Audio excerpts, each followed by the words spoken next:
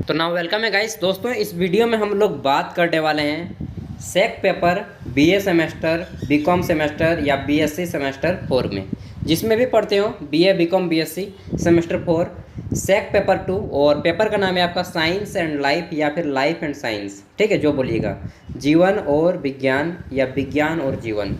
BA, BCom, BSc semester 4 SEC paper. सबसे पहले हम लोग जानते हैं सेक का फुल फॉर्म। तो सेक का पूरा नाम होता है स्किल एनहेंसमेंट कोर, ठीक ना। तो अब आइए देखते हैं स्किल एनहेंसमेंट कोर्स के तहत आपको किस टाइप के क्वेश्चन पूछे जाते हैं, ठीक है। तो 2018 से 21 के सेशन में पूछा गया पेपर है और यह भारत के सभी यूनिवर्सिटी में काम दे देगा अगर आपका सेक के पेपर में स्किल एंड एनहेंसमेंट कोर्स में साइंस एंड लाइफ का पेपर है तो, ठीक है। फुल मार्क्स 40 से, किसी किसी यूनिवर्सिटी में फुल मार्क्स 50 होता है। जिस यूनिवर्सिटी में 40 मार्क्स का होता है उसमें क्वालिफाई करने के लिए आपको 16 नंबर लाने होते हैं, और जिसमें 50 होता है उसमें आपको 20 नंबर लाने होते हैं क्वालिफाई करने के लिए। समय आपको दोनों में ही 1.5 घंटा दिया जाता है, 1.5 घंटा, ठीक ना, यानी कि 90 मिनट्स। एंड जिसमें 40 मार्क्स फुल होता है उसमें आपको 10 मार्क्स कॉलेज की तरफ से दिए जाते हैं, और जिसमें पेपर में 50 मार्क्स होता है जिस यूनिवर्सिटी में, उसमें प्रैक्टिकल मार्क्स नहीं होता है, कॉलेज की तरफ से नहीं दिया जाता है, ठीक है। और जिसका 40 नंबर का होता है उसका 10 नंबर कॉलेज की तरफ से भी दिया जाता है, कुल मिलाकर 50 हो जाएगा, चाहे आप किसी भी यूनिवर्सिटी से हो। तो सेक का पेपर हो गया, ये हो गया जानकारी। अब देखते हैं क्वेश्चन किस टाइप के पूछे जाते हैं। तो दोस्तों, सभी भारत के सभी यूनिवर्सिटियों के लिए है, तो ध्यान से देखिएगा। और पेपर हिंदी और इंग्लिश दोनों भाषाओं में है। तो आइए देखते हैं। सबसे पहला, उस प्रक्रिया का नाम बताएं जिसमें कोशिकाओं द्वारा सामग्री का अंतर्ग्रहण प्लाज्मा झिल्ली के माध्यम से किया जाता है। Name the process in which the ingestion of material by the cells is done through the plasma membrane.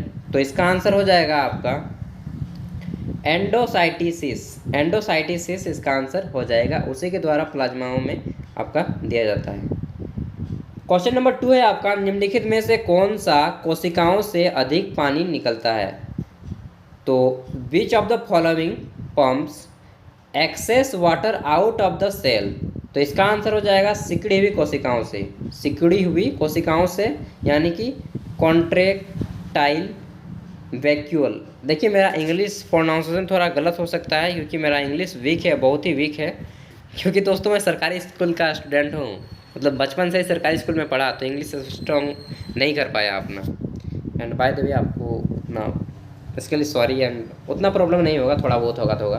Question number 3 है, व्हाट इज एन एंगस्ट्रॉम। तो एंगस्ट्रॉम क्या होता है। देखिए, एंगस्ट्रॉम इसका हिंदी होना चाहिए यहाँ पे तरंग दैर्घ्य। तरंग दैर्घ्य जो होता है उसको मापने के लिए हम लोग एक यूनिट का प्रयोग करते हैं जिसका एंगस्ट्रॉम बोलते हैं, ठीक ना। एंगस्ट्रॉम इसको हिंदी में लिखना चाहिए। तो तरंग दैर्घ्य की इकाई होता है, मापने की एक इकाई है। तो यहाँ पे हो जाएगा आंसर यूनिट ऑफ मेजरमेंट, यानी कि माप की एक इकाई है। इससे क्या मापा जाता है, वेवलेंथ, यानी कि तरंग दैर्घ्य मापा जाता है। जैसे कि लाल रंग की तरंग दैर्घ्य कितनी है, बैंगनी रंग की तरंग दैर्घ्य कितनी है, उतने एंगस्ट्रॉम हम लोग बोल सकते हैं, ठीक है। चौथा क्वेश्चन है, कोशिकीय शोषण से संबंधित ऑर्गेनेल हैं। Organelles associated with cellular respiration is. तो कोशिकीय शोषण से संबंधित ऑर्गेनेल कौन सा है, माइटोकॉन्ड्रिया, इसका आंसर हो जाएगा, जिसे कोशिकीय शोषण का बिजली घर या पावर हाउस कहा जाता है। पांचवा है, एक राइबोसोम में होते हैं, कितने इकाई होते हैं वो आपको बताना है। और राइबोसोम कंसिस्ट ऑफ 2 सब यूनिट्स, ठीक है। तो 2 सब यूनिट्स अपने अंदर ये रखते हैं एक राइबोसोम में, इसका आंसर हो जाएगा 2 सब यूनिट्स, ठीक है। छठा क्वेश्चन है आपका, प्रोटीन डैश विभिन्न प्रकार के अमीनो एसिड से बने होते हैं। Protein is made of dash different types of amino acid. तो दोस्तों, प्रोटीन जो है 20 प्रकार के अमीनो अम्लों से मिलकर बने होते हैं, जिसमें से 12 अमीनो अम्ल हमारा शरीर बनाता है और 8 जो अमीनो एसिड होते हैं वो हम लोग भोजन के माध्यम से लेते हैं। तो कुल मिलाकर हमारा जो टिश्यू होता है, उत्तक होते हैं, वे प्रोटीन से मिलकर बने होते हैं।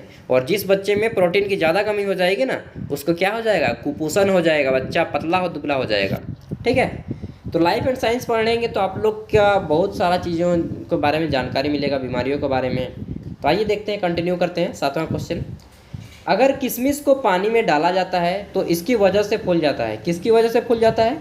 If a raisin is put in water it swell due to.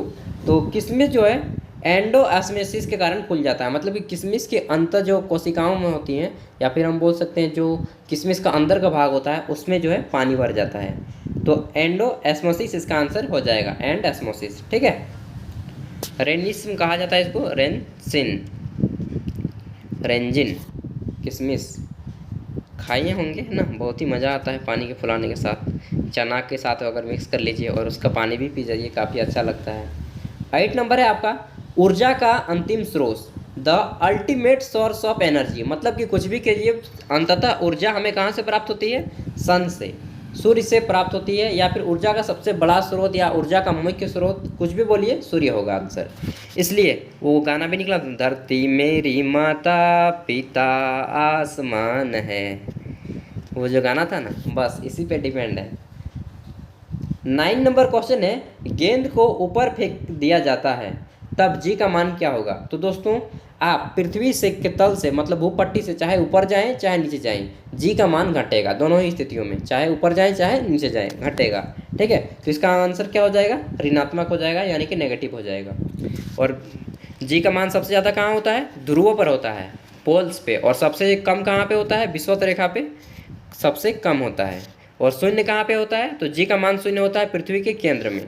इसको भी याद रख लीजिएगा, इतना सारा चीज़। 10 नंबर क्वेश्चन है, चंद्रमा पर शरीर का द्रव्यमान 40 kg है तो पृथ्वी पर इसका वजन क्या हो जाएगा? The mass of the body on moon is 40 kg, what is the weight on the earth? तो देखिए दोस्तों, चंद्रमा पर जितना भी वजन होगा उसका 6 गुना ज़्यादा वजन हमारे पृथ्वी पर होगा। ठीक है, तो इसका 6 से गुना कर दीजिए, 40 का हो जाएगा 6 गुना इंटू 6, 240 kg या 240 किलो का हो जाएगा वह जो भी पदार्थ होगा। ठीक है, मतलब कि मान लीजिए किसी व्यक्ति का वजन यहाँ पे 60 किलो है, चंद्रमा पे जाएंगे तो कितने किलो का हो जाएगा? वहाँ पे 10 किलो का हो जाएंगे आप। ठीक ना, मिलेगा मौका तो जाएंगे और वीडियो भी बनाएंगे ना ये। चलिए बहुत ज़्यादा हवाई किले बना लिए हैं, ऐसा होगा तब ना। 11 नंबर, नियासिन किस विटामिन का रासायनिक नाम है? Niacin is the chemical name of which vitamin? तो दोस्तों नियासिन जो है विटामिन B3 को कहते हैं, विटामिन B3 को नियासिन कहते हैं। इसके कमी हो जाने से आपका शरीर सब में दर्द होने लगेगा, गांठ में, जिसे आप गठिया रोग भी बोलते हैं। ठीक है, और विटामिन B1 को क्या बोलते हैं? बेरी बोलते हैं। विटामिन C को एस्कॉर्बिक एसिड बोलते हैं। सबको याद रखिएगा, vitamin A, vitamin B, vitamin C, vitamin D, vitamin K। Vitamin E के कारण रतौंधी होती है, B से बेरी। तो सारा कुछ सभी को याद रखना है। 12 नंबर क्वेश्चन है, विटामिन C का उच्चतम स्तर निम्नलिखित में से किसमें मौजूद होता है? मतलब कि पूछ रहा है कि विटामिन C का सबसे अच्छा स्रोत क्या है? जो ऑप्शन दिया गया है 4 में, उसमें से बताना है। The highest level of vitamin C is present in which of the following? तो किसमें प्रजेंट होता है विटामिन C? देखिए, ब्रोकोली में भी होता है, अजमोद में भी होता है, संतरे के रस में भी होता है, लेकिन जो काले करंट होते हैं जिसे आप लोग ब्लैक करंट बोलते हैं, उसमें सबसे ज़्यादा होता है। 1 मिनट में आपको इसका फोटो दिखा रहा हूँ, ठीक ना, देखिएगा।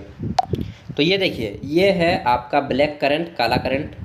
जीवन में ऐसा चीज़ खाने का मौका मिले तो वाह, आनंद ही आ जाएगा। तो सच में बता रहा हूँ, ये देख लिए।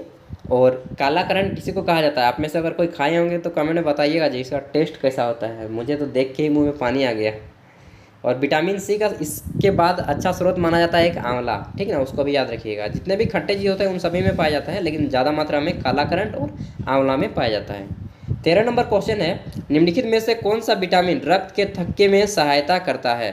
तो which of the following vitamin aid in blood clotting? तो ब्लड क्लॉटिंग यानी कि जब रक्त का थक्का जमने में सबसे ज़्यादा सहायता कौन करता है? तो विटामिन के जो है रक्त का थक्का जमने में सबसे ज़्यादा सहायता करता है।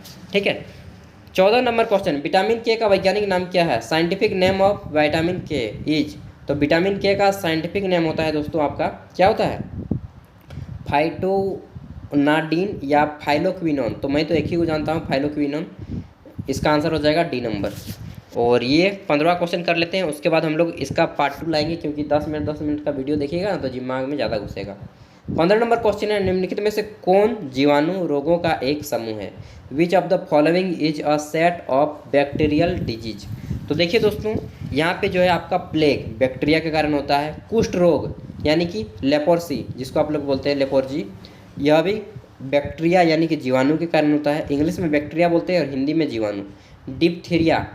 डिप्थीरिया भी आपको किसके कारण होता है? जीवाणु के कारण होता है, जिसमें टॉन्सिल वगैरह आपका फूल जाता है गला, ठीक ना।